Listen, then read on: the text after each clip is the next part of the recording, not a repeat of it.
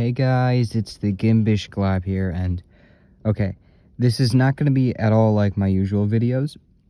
I'm making this right after seeing a movie. I don't know how much I'm going to edit this.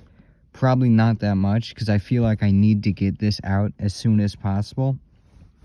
I just saw this movie, this South Korean movie called A Taxi Driver, not to be confused with Martin Scorsese's Taxi Driver.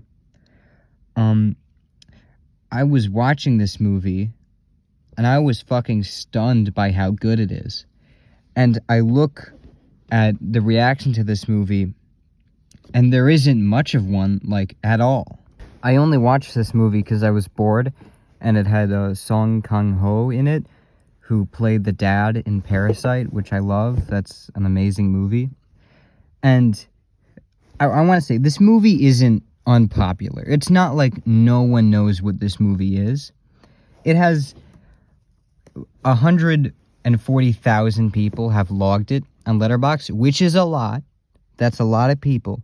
But compared to some of the other movies this guy's been in, like, that's like 60,000 less than, like, Sympathy for Mr. Vengeance, which is a good movie, but this movie is fucking insane. It's only real, like, a notable achievement is being the 316th highest rated narrative feature film on Letterboxd. But, I mean, 316th is the lot, and, like, you know, I mean, not to, like, shit on that, but, like, it's a top 500 list. You can get anything in it. Project Hail Mary came out, like, a week ago, and that's at number 100 already. Shit just gets in there sometimes, alright? It's only like the 9th most popular movie Song Kang-ho has been in on Letterboxd's platform, and it is like the 5th highest rated, but again, that doesn't really translate to how popular it is. It just means that the people who are seeing the movie are really liking it, which, again, I'm not saying no one's seeing this movie. I'm just saying not nearly enough. Now, I don't have a big YouTube channel at all. But if this video can convince even one person who hasn't seen this movie before to watch it, I'll be fucking ecstatic. Because this movie is tremendous. I'll try to tell you enough about the movie to give you the gist without spoiling it. It's about, shocker, a taxi driver, right, in South Korea in the 1980s when the country was under a military dictatorship. And this guy, he's desperate for money, right? And so he takes a job that he doesn't really know the whole story of. I mean, he tricks this German journalist into letting him drive him into a city which is currently experiencing a lot of riots due to the military dictatorship. And these riots are being heavily cracked down upon by the South Korean police.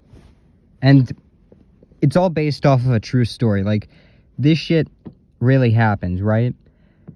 And, you know, you might think that that's a pretty basic premise, which, yeah, I mean, it is. But the way this movie pulls it off is fucking great.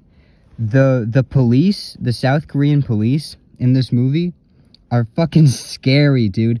The movie is so great at portraying them at this time as being just fucking evil, right?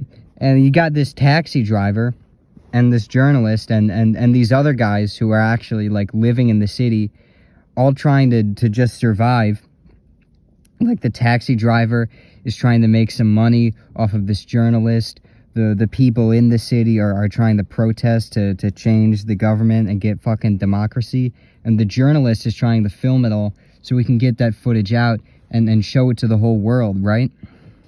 And I don't know if any of you guys have ever heard of this thing, but there's, like, a character arc in this movie where, I mean, you might expect this taxi driver to be only for money the whole time, but, you know, you might see some shocking developments where he begins to downright care for all these people in this city. I don't know if you guys have ever seen a movie before, but straight up, this guy, he starts as one person. Maybe he ends up kind of as another person. I don't know. Also, maybe you're watching this review thinking, well, but you're talking about this movie. It seems like it's just a bunch of political stuff. I mean, is there even a lot of taxi driving in this movie? Well, I'm going to tell you, there sure as hell is a lot of taxi driving. There are fucking action scenes in this movie. There are pivotal plot moments, all revolving around fucking driving taxis, dude. And the best part is, it's fucking great. This is some of the best taxi driving I've seen in any movie ever. Now, I haven't seen Taxi Driver by Martin Scorsese, so maybe that movie has some really great taxi driving. But for now, all I can speak on in terms of taxi driving in movies is this is the best taxi driving you'll ever see in any movie ever. I'm not going to spoil what they do with those taxis, but trust me, it's fucking great.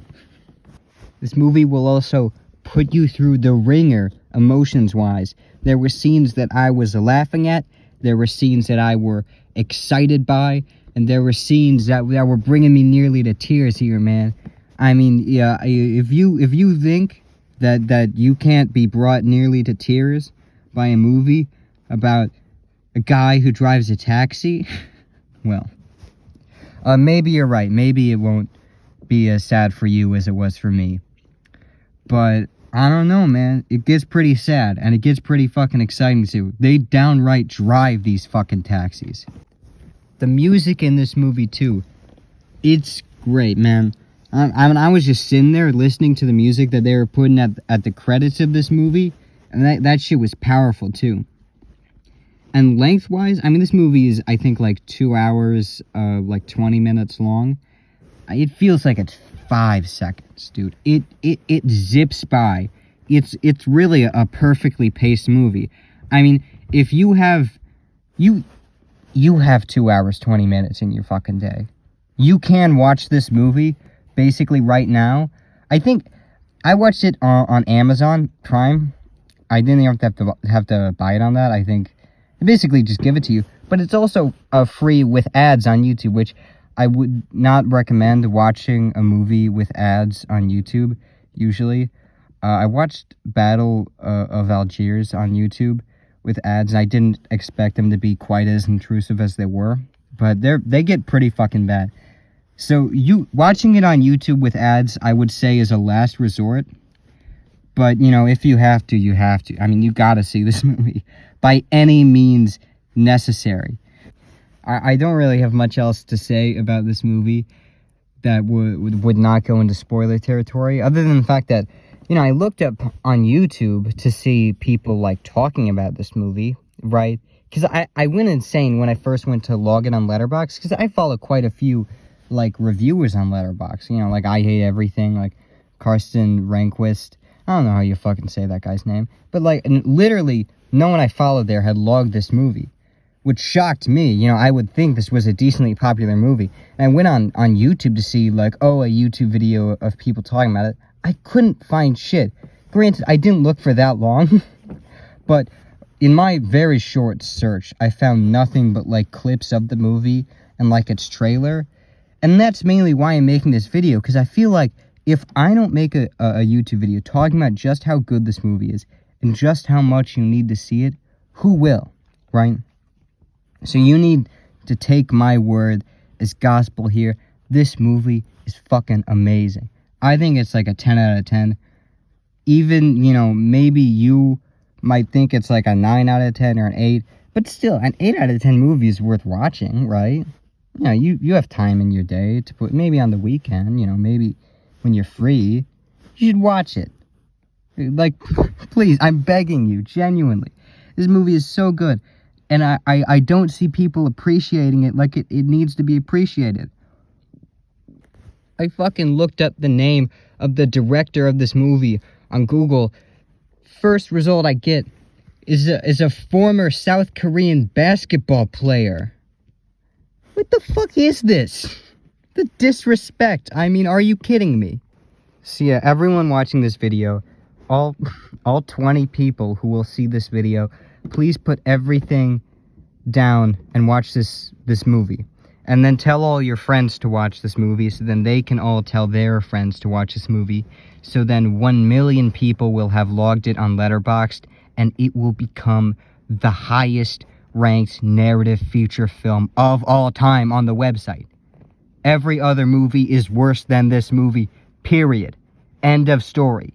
12 Angry Men, more like I'm angry that these men think they're better than this movie. Come and See, more like come and see that this movie is better than all these other movies. As a joke, both of those movies are better than A Taxi Driver. But this movie's still fucking good, and you need to see it immediately. Right now. So, goodbye.